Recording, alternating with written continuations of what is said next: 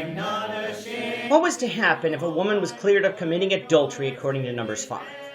This is a question that we seek to answer today as we continue our verse-by-verse study of the book of Numbers on Walking Through the Bible. The glory of His cross.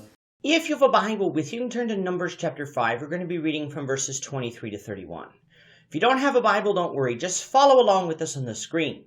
The version that we'll be reading from is the New King James Version. So, Numbers chapter 5, beginning at verse 23.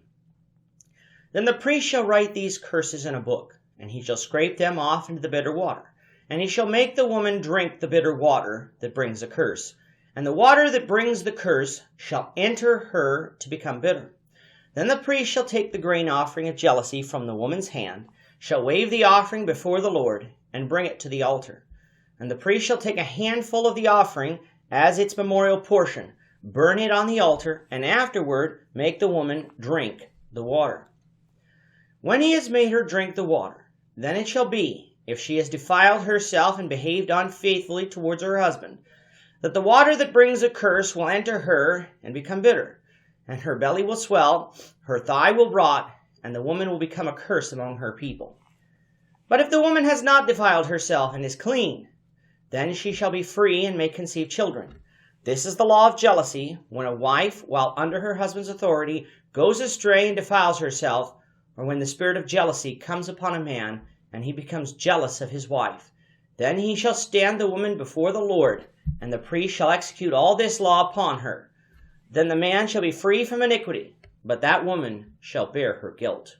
Over the last two lessons, we've been dealing with a ritual that sounds strange to us. In fact, it might even sound superstitious.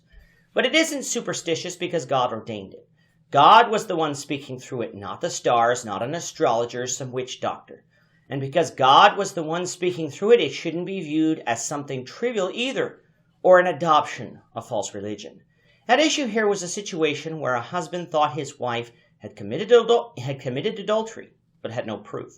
Remember from Leviticus 20 verse 10 that if a woman committed adultery and there was proof, both her and the man she committed adultery with were to be put to death. But what happened when a woman's husband suspected his wife of adultery, but had no proof? He was to take his wife to the priest of God, and the priest was to perform this ritual. We've read where the husband was to bring a grain offering of barley, but no frankincense or oil was to be put on it because it wasn't a regular grain offering, but rather an offering of remembrance to determine sin. The priest would take some water and mix it with some dust from the floor of the tabernacle, making this mixture holy, but really undesirable to drink.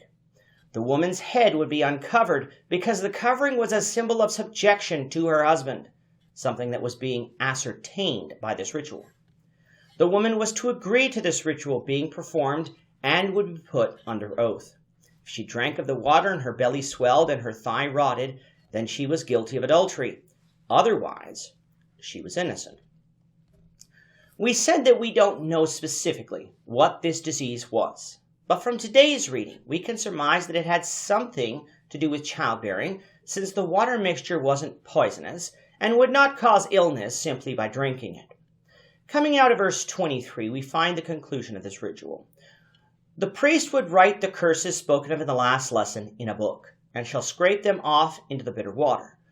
What is going on is the excess ink that he was writing these curses down with would be scraped off into the water, thus symbolizing the curse itself going into the water, that when drunk would pass on the curse if this woman was guilty.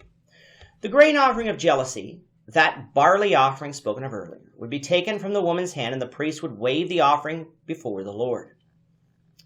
He would then take a handful of it as a memorial portion, burn it on the altar, and afterwards have the woman drink the water mixed with dust and ink.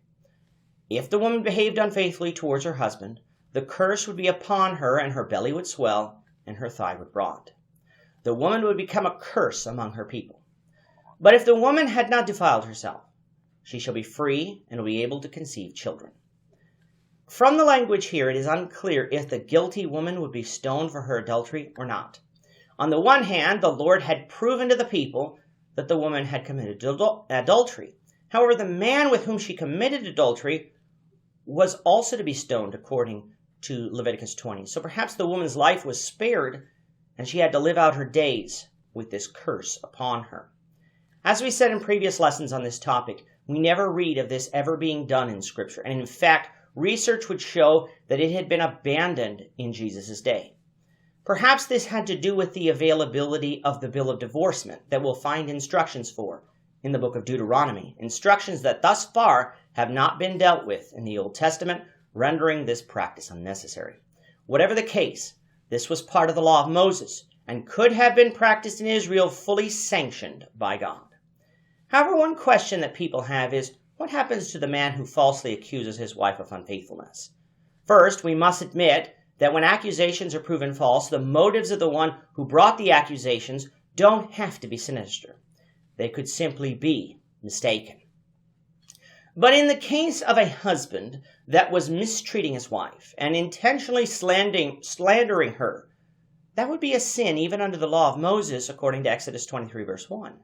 Sin would thus have needed to be dealt with in the proper way. But when it comes to the innocent, they have nothing to fear by having their innocence proven, for they will stand upright before God, no matter what others say. And that's a lesson for us today. We might feel angry when we have done nothing wrong but are being accused of wrongdoing.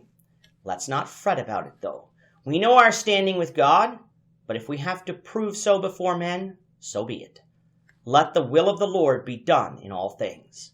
With that, our time is up for today. Lord willing, we hope you'll join us for tomorrow's discussion of Numbers chapter 6, verses 1 to 12, as we continue our walk through the Bible, one verse at a time. Thank you for watching today's episode. We hope that you found it edifying and ask that you not only subscribe to our channel and podcast, but that you like and share this episode among your friends, so that the saving gospel of Jesus Christ can go out to the whole world.